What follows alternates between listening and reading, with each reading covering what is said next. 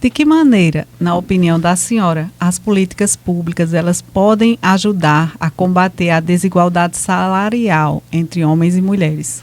Veja, hoje, inclusive, a legislação trabalhista ela tem mudado, né, fruto da participação das mulheres. Eu sempre digo, Rochelle, que nenhum direito foi dado às mulheres. O Estado ele nunca concedeu nenhum direito às mulheres. Tudo foi conquistado através de muita luta. E o trabalho, o lugar do trabalho, foi um espaço fundamental para homens e mulheres, mas principalmente para nós mulheres. Por quê? Porque nós éramos trancafiadas nas nossas casas, no espaço dito privado.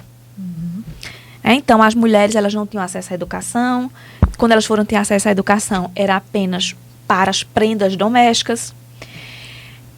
Então, ela era ensinada, né, especialmente as mulheres das classes mais abastadas, elas eram ensinadas que o trabalho não era o seu lugar. Elas eram ensinadas que a política não era o seu lugar. A partir do momento que as mulheres da classe trabalhadora, elas passam a ocupar as fábricas, porque os homens foram, né, especialmente nos países que entraram em guerra, os homens foram para a guerra, então as mulheres precisaram ir para a indústria, elas precisaram ir para as fábricas trabalhar. A partir desse momento, a gente passa a ter uma vida coletiva. Então, no local de trabalho, né, nas fábricas, a gente passa a perceber que a violência doméstica que uma mulher sofria, a outra sofria. Que o assédio que uma criança, que uma adolescente, que também foram para as fábricas, porque elas trabalhavam, sofria, a outra também sofria. E aí, alguns homens também ficaram, e elas percebiam que elas faziam os mesmos trabalhos e ganhavam infinitamente menos, né, do que os homens. Então, essas mulheres, elas passam a se organizar e passam a compreender coletivamente que o seu problema não é um problema pessoal, é um problema de várias mulheres, é um problema coletivo, é um problema político.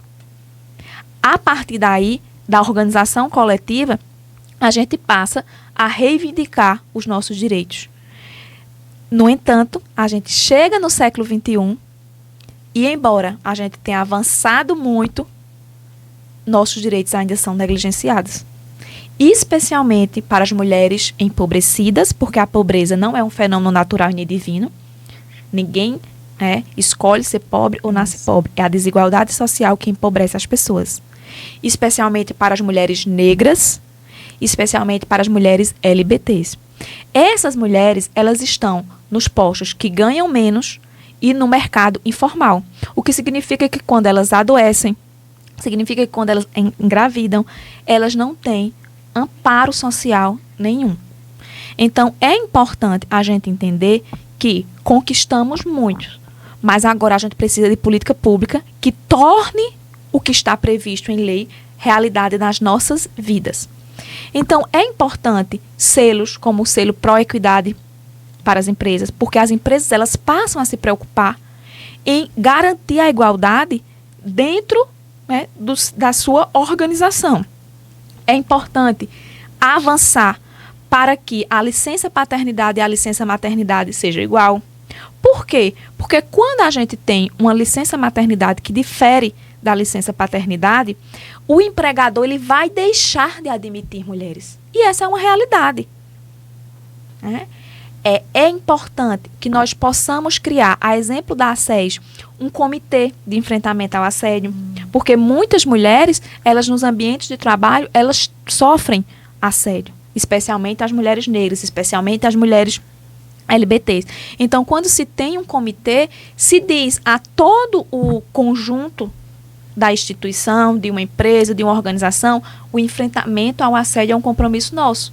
Então, não há espaço, né, para assédio que adoece, faz com que mulheres adoeçam, com que mulheres peçam demissão. Então, é importante pensar em ações práticas para os direitos que estão previstos se tornem uma realidade no nosso cotidiano. É fundamental também que a gente possa discutir o peso do trabalho doméstico, o peso da economia do cuidado da nossa sociedade. Por quê?